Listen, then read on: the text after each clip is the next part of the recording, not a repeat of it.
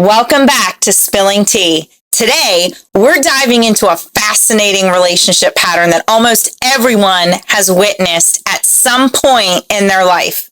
You know the person, they break up on a Monday and somehow have a new partner by Friday. Maybe it's a friend, maybe it's an ex, maybe it's even you. Some people seem completely unable to spend time alone. As soon as one relationship ends, another begins. But what does this behavior actually mean? Let's unpack it together. Before we can understand why some people seem unable to stay single, we have to clear up a common misconception. One of the biggest myths is that people who jump from relationship to relationship are simply looking for attention. Reality is often far more complicated than that. The person who appears fearless about jumping back into the dating pool so quickly may actually be terrified of what happens when there's nobody around to distract them from their own thoughts. Often, they're responding to deeper emotions that become more noticeable after a relationship ends. My friend got divorced on Tuesday and had a new boyfriend by Saturday. Not a date, a boyfriend. At this point, I'm not sure she's dating men. I think she's leasing them. One relationship expires and she's already signing paperwork for the next one. Okay, I don't really have a friend who did this, but the joke works because we've all seen it happen. But underneath the humor is an important truth. For some individuals, being partnered feels safe, while being alone feels threatening. So if this behavior isn't necessarily about attention, what's driving it? And honestly, I think this is where things start to get really interesting. This isn't just disliking loneliness. It's a deeper concern that being without a romantic partner means something is wrong with you, or that happiness is impossible without a relationship. And perhaps unsurprisingly, people who are really afraid of being single often make very different dating decisions than people who are comfortable being on their own. If someone believes their value depends on having a partner, a breakup can feel like a threat to their identity, not just the loss of a relationship. So the question isn't, do I miss my ex? The question is, who am I now? Because when you've spent years sharing your life with someone, suddenly facing the world on your own can feel deeply disorienting. I have a family member who thinks every problem in life can be solved with a husband. Bad day at work, get married. Flat tire, get married. Country invaded, maybe get yourself 2 husbands just to be safe. We've been taught, sometimes directly, sometimes indirectly, that being coupled equals success and being single equals failure. But that's simply not true. In fact, when a fear of being single becomes strong enough, people can end up making relationship decisions based on avoiding loneliness rather than pursuing compatibility. They may overlook the red flags that we talked about in our early episodes of Spilling Tea. They may stay longer in a relationship than they should, or they may rush into a new relationship before they've had time to heal from the last one. In that situation, finding another partner can feel less like a choice and more like emotional survival. And when survival becomes the goal, people aren't necessarily looking for the right person. They're looking for anyone who makes the loneliness go quiet. And that's a very different thing from love. I want to take a look at the patterns after divorce and something called serial monogamy, because the fear of being single can show up in many different ways, but one place we often see it most clearly is after a divorce or the end of a long-term relationship. Think about it. If someone has spent 10, 15, or even 20 years as part of a couple, Being single isn't just a change in relationship status. Suddenly, the routines, the habits, and the identity that they've built around being part of a partnership are gone. And for some people, that transition feels unbearable. Instead of learning how to navigate life independently, they quickly seek a new relationship to fill the space left behind. And the name for this pattern is serial monogamy. It's what happens when someone moves from one serious relationship to the next without really spending much time being single in between. After my divorce, I spent a full year on my own because I needed to figure out who I was outside of a relationship. I wanted time to heal from the wreckage of a 19-year marriage that had been fraught with issues and stress from day one. More importantly, I didn't want those unresolved wounds following me into future relationships like a poltergeist haunting every new beginning. What's interesting, though, is that many serial monogamists genuinely want love. They're not necessarily avoiding commitment. In fact, they're often highly committed. In some cases, they're so committed to being committed that they're already interviewing candidates before the relationship officially ends. If you get my drift, the cheaters. Other people have a type. Serial monogamists have a vacancy. And the challenge is that they may become attached not just to a person, but to the feeling of being in a relationship itself. And that's often the hidden struggle. The fear isn't always about losing a specific person. Sometimes it's about losing the version of yourself that existed when you were part of a couple. Of course, not everyone who struggles with being single is motivated by exactly the same thing. To understand why people react so differently to breakups, we need to look at another important piece to this complicated puzzle: attachment theory. Psychologists have identified different attachment styles, but for today's conversation, the one that's most relevant is anxious attachment. Now, none of this is destiny. It's not like you're assigned a personality at birth and that you're stuck with it forever. But these patterns can shape how we react in relationships. They may fear abandonment, crave reassurance, and feel intense emotional distress when an important relationship ends. For people with anxious attachment, a breakup can feel like the loss of emotional security itself. This doesn't make them weak. It simply means their emotional alarm system may be more sensitive. Imagine a smoke detector that goes off when you burn toast. Nothing is actually on fire, but the alarm is convinced the house is seconds away from becoming a dramatic insurance claim. A new relationship can temporarily quiet that alarm. The affection, the attention, and the closeness provided by a new partner may restore a sense of safety and emotional balance. And in that sense, some rebound relationships are not just about replacing a person, they're about replacing a feeling. And if we're being honest, the anxious brain can sometimes sound like a very fast-talking comedy monologue. Okay, so they're gone. Fine, totally fine. Except what if I'm alone forever? Maybe I should date someone. Somebody likes me, right? Hello? Anybody? As humorous as that may sound, it reflects a very real psychological process. The desire to quickly reconnect is often less about finding the one and more about restoring emotional security. And honestly, I think this helps explain why breakups can look so different from person to person.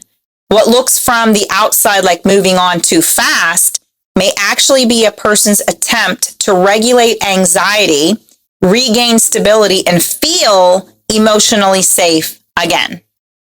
Attachment styles help explain why people seek connection, but they don't tell us whether someone is moving toward a healthy relationship or simply running away from loneliness. And that brings us to an important distinction. There is a huge difference between wanting companionship and fearing loneliness. At first glance, those two things can look exactly the same, but underneath the surface, their motivations are completely different. Healthy companionship sounds like, I enjoy my life, but I'd like to share it with someone. Fear of loneliness sounds like, I don't know what to do with myself without someone.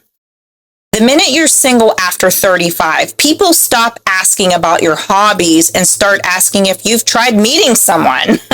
Apparently, my personality is terrific right up until there's nobody standing next to me. Many people mistake the fear of being alone for love. But needing someone and choosing someone are different experiences. Need says, please don't leave me. Choice says, I like who I am with you, but I'll still be okay if this relationship doesn't work out. Those are worlds apart. When we need a relationship to feel complete, we may tolerate red flags, ignore incompatibilities, or remain in unhealthy situations simply because being alone feels worse. The friend who says, well, he's rude to waiters, lies constantly, and thinks emotional intelligence is a type of insurance policy, but nobody's perfect. At that point, you're not evaluating compatibility. You're negotiating with loneliness. And loneliness is a terrible relationship counselor. Some people have a checklist for a partner. Others just need the person to have a pulse and be willing to split an appetizer. On the other hand, when we're comfortable being single, relationships become choices rather than necessities. And that's often where healthier partnerships begin. We're looking for someone to complement a life we're already building. The relationship is no longer serving as a life raft. It's serving as a connection. And there's a big difference between reaching for someone's hand because you're drowning and reaching for someone's hand because you genuinely want to walk through life together. That's where healthy companionship lives. Of course, whenever people discuss moving on quickly after a breakup, one question always comes up. What about rebound relationships? A rebound relationship is generally understood as a relationship that begins shortly after a breakup and may serve as a way to reduce emotional pain, loneliness, or the disruption that follows the end of a significant relationship. But real life is usually a lot messier than that. In some cases, moving forward and connecting with someone new can actually help people regain confidence and start feeling like themselves again. A new relationship can provide companionship, validation, and a reminder that future connection is still possible. Of course, not all rebounds are created equal. The key question isn't necessarily how soon did the relationship start. The more important question is, why did it start? Are they moving towards someone they genuinely enjoy spending time with, or are they running away from unresolved pain? And those are very different situations. Imagine two people who both start dating a month after a breakup. The first person says, I wasn't expecting to meet anyone, but we have great conversations. We share a lot of the same interests, and I'd like to see where this goes. And the second person says, I met them yesterday. I don't even know their last name, but if I stare in their eyes long enough, maybe I'll forget my ex even exists. Those might look the same from the outside, but emotionally, they're two completely different situations. For example, some people may already have begun processing the end of a relationship long before the official breakup occurs. By the time the relationship ends, they may have already spent months grieving and reflecting and adjusting. To the outside observers, a new relationship can look sudden when psychologically The healing process began much earlier. Other people enter a new relationship while carrying unresolved hurt. In those cases, the relationship may function less as a genuine connection and more as an emotional bandage. A new relationship can be a healthy part of moving forward if someone is genuinely interested in the person sitting across from them and not just trying to escape their pain. On the other hand, if the primary goal is to avoid grief and suppress loneliness, prove something to an ex, or fill a void as quickly as possible, unresolved issues often resurface later. And the reality is that rebound relationships are neither automatically good nor automatically bad. They're just relationships. Some become short-lived stepping stones, and some end quickly because one person wasn't emotionally ready. And sometimes, much to the surprise of everyone involved, including the couple themselves, a rebound turns into a deeply meaningful long-term partnership. Human relationships, unfortunately, for anyone hoping for a simple formula, tend to be a lot messier and a lot more interesting than the myths suggest. So far, we've talked about why people move quickly from one relationship to another, but that still raises an important question. When does it become a problem? Well, the behavior starts becoming problematic when someone never truly processes the end of previous relationships. Breakups are painful. We've all been through them, but that pain serves a purpose. Most therapists would tell you that healing usually involves sitting with some uncomfortable emotions and reflecting on what happened and figuring out what you want to do differently the next time. While nobody enjoys that process, it does help people make sense of what happened. It helps them understand their own patterns and carry valuable lessons into future relationships. But sometimes people skip that step. Instead of grieving and reflecting and learning and growing, they move directly into another relationship, then another, and another. The goal may not be love so much as escape. When that pattern becomes automatic, relationships can start functioning like emotional painkillers. The problem with painkillers is that they can reduce symptoms without really addressing the underlying injury. For a while, a new relationship may seem to solve everything, providing temporary relief and renewed optimism. But if the underlying issues haven't been addressed, the relief is often temporary. Unfortunately, unresolved issues tend to be excellent travelers. They pack light, they arrive early, and somehow they make it into every relationship. People act like emotional baggage is a suitcase that you can accidentally leave at the airport. Not true, my friends. Emotional baggage is your mother. It knows where you're going, follows you there, and somehow arrives before you do. At some point, you have to wonder if there might be a pattern that keeps following you from relationship to relationship. I know I have. That's why therapists sometimes talk about patterns rather than individual events.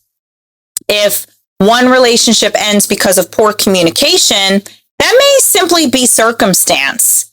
But if 5 relationships end because of poor communication, it may be worth examining whether there's a recurring pattern that needs some of your attention. As the old saying goes, if you smell smoke everywhere you go, eventually you have to check whether it's your toaster. None of this means a person should stay single forever after a breakup, though. The goal isn't isolation. The goal is always awareness. Can you honestly examine what worked and what didn't work? And can you acknowledge your own mistakes along with those of your former partner? Can you sit with uncomfortable emotions long enough to learn from them? Those questions matter because emotional growth often happens in precisely those uncomfortable moments. And while a new partner can offer support, encouragement, and love, they cannot do your healing for you. Nobody can. At some point, The unresolved grief and the fears and the insecurities and all of the disappointments that were pushed aside tend to resurface, and the emotional baggage catches up to you. But the good news is that this isn't a life sentence. Once people can recognize their patterns, they can begin changing them. They can process old wounds, develop healthier coping strategies, improve self-awareness, and build stronger relationships in the future. In that sense, being alone for a period of time isn't about punishment. It's sometimes the workshop where emotional repairs can get made. And as much as we'd all prefer a magical shortcut, the human heart stubbornly refuses to offer overnight delivery. And now we have arrived at a question that I started with when I decided to do a episode on this topic. When someone can't seem to stay single, is it actually a sign of weakness? I came into this believing it. I thought it was a sign of weakness that they couldn't be alone, but generally speaking, it's not a sign of weakness. And honestly, after doing that research, I think it's the wrong question anyway. I think the better question is, what are they trying to get from a relationship that they don't feel they can have on their own versus what's wrong with this person? For some people, it might be a fear of abandonment. For others, it might be loneliness. For others still, it might be a shaky sense of self-worth or a need for constant reassurance. The reasons can be very different, but the pattern often looks the same from the outside. Those are challenges. They're not character flaws. If someone breaks their leg, we don't call them weak because they need crutches while they heal. We recognize that they're adapting to a difficult situation. In the same way, when someone struggles to be alone, it usually isn't because they're weak. It's because being alone brings up emotions that they don't quite know how to sit with yet. The ability to tolerate solitude and the ability to function successfully in life are not even the same skill. They're not even in the same ballpark. The real issue isn't wanting a relationship. Most of us want love and connection and companionship. The issue is when a relationship starts to feel necessary for survival. And there's a big difference between I'd like to be in a relationship and I don't think I can be okay unless I'm in a relationship. Those might sound similar, but emotionally, they're very different. Wanting company is normal. Human beings are social creatures. Needing a date to stand in line for a bagel, that's where we may want to ask a few follow-up questions. Perhaps the most important point is this.